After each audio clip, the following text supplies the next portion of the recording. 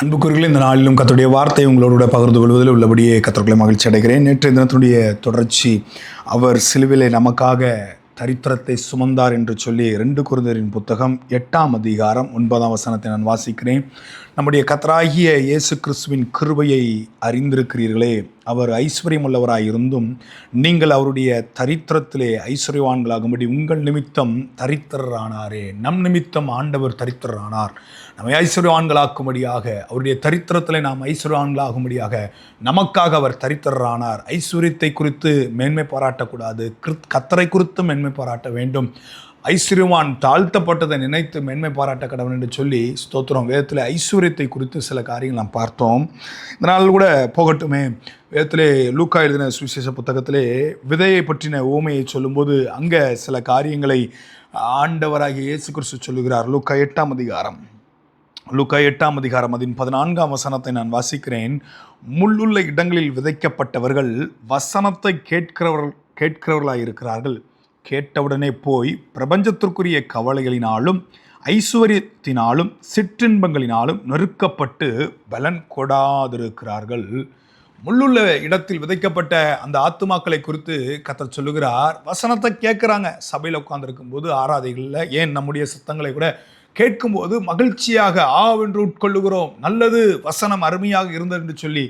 ஆனால் உலகத்திற்குள்ளே கடந்து போகும்போது வீணான கவலைகள், அங்கே அப்படிதானே, வசனத்தை கேட்டவுடனே போய் பிரபஞ்சத்திற்குரிய கவலைகள், இம்மைக்குரிய கவலைகள், ஐஸ்வர்யத்தின் மயக்கம் அவர்களை சிற்றின்பங்களினால நெருக்கப்பட்டு பலன் கொடுக்க முடியாதபடிக்கு முறிந்து விழுந்து விடுகிறார்கள், பலனற்று போய் விடுகிறார்கள்.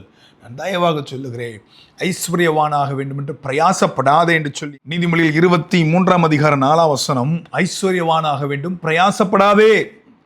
நீதிமொழிகள் 13:8, ஐஸ்வர்யத்தை நம்புகிறவன் விழுவான் என்று சொல்லி வேதத்தில் வாசிக்கிறோம். இன்றைக்கு நாம் எதை மேன்மை பாராட்டுகிறோம், யாரை மேன்மை பாராட்டுகிறோம்? அவர் நமக்காக தரித்திரரானார், நல்லது.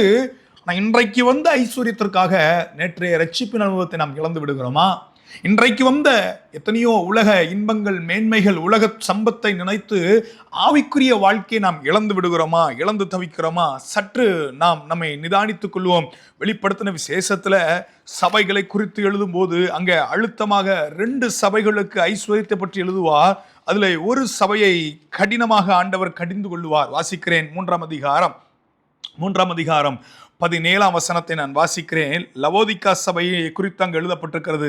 நீ நிர்பாக்கியம் உள்ளவனும் பரிதபிக்கப்பட்டவனும் தரித்திரனும் குருடனும் நிர்வாணியுமாய் இருக்கிறதை அறியாமல், அந்த சபையின் நிலையை குறித்து எழுதுகிறார். லவோதிக்கா சபை, அந்த சபையை குறித்து எழுதுகிறார். குளிர் இல்லாமல் அனல் இல்லாமல் இருக்கிறப்பா வாயிலிருந்து அந்தி பண்ணி போடுவேன்னு சொல்றாரு. ஆனா அந்த சபையின் நிலை நிர்பாக்கியம் உள்ள ஒரு சபை, அந்த சபையின் நிலை தரித்திரமான ஒரு நிலை.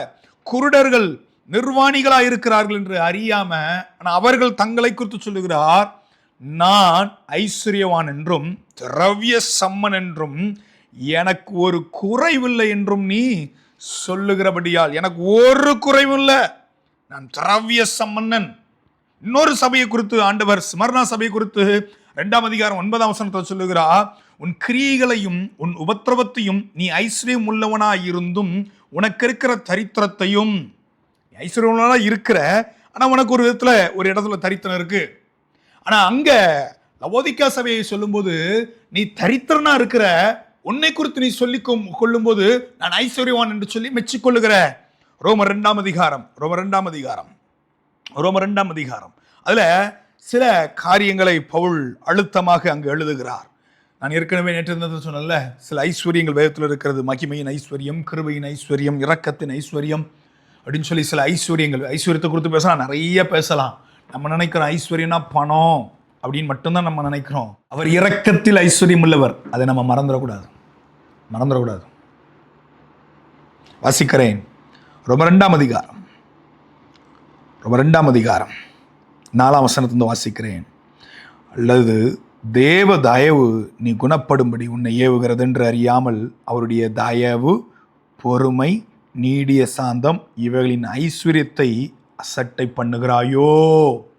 தேவ தயவு உன்னை குணப்படுத்தும்படி ஏவுகிறது. அப்படி தயவு எப்படி இருக்கிறதா?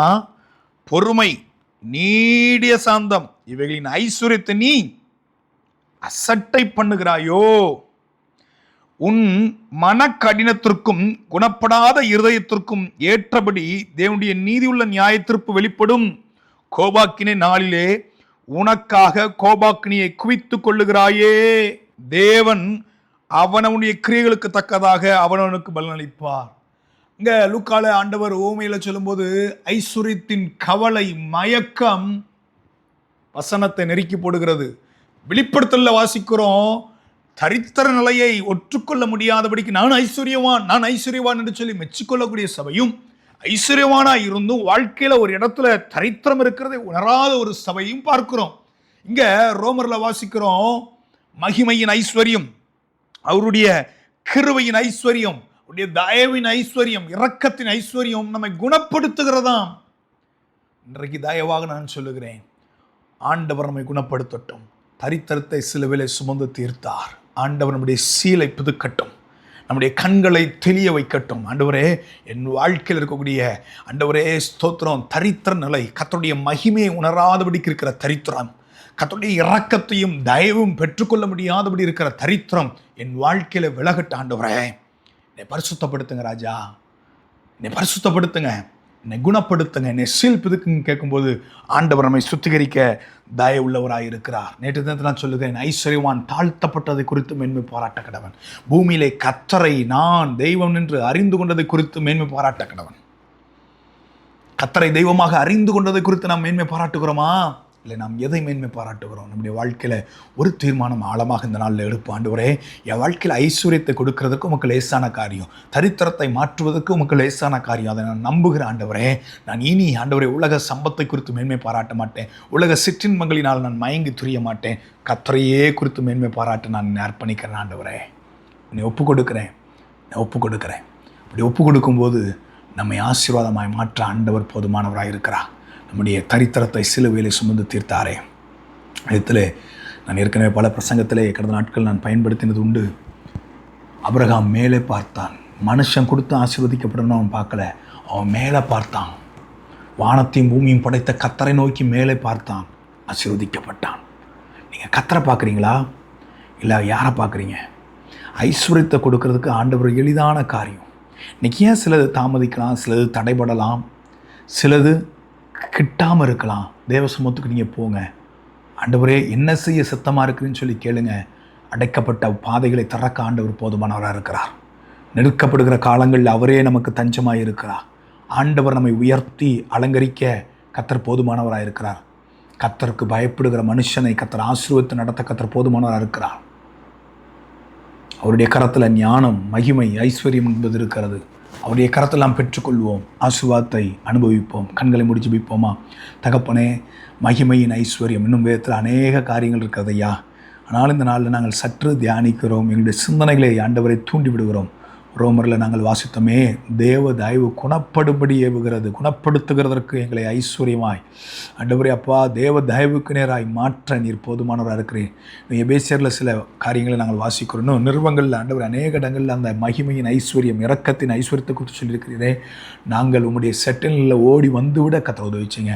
எங்களை ஆசீர்வதித்து உயர்த்துவது மக்களே சான காரியம் என்பதை நாங்கள் அறிந்திருக்கிறோம். எங்களை அர்ப்பணிக்கிறோம். கர்த்தர் மகிமை அடைங்க. இயேசுவின் மூலம் பிதாவே, ஆமென்.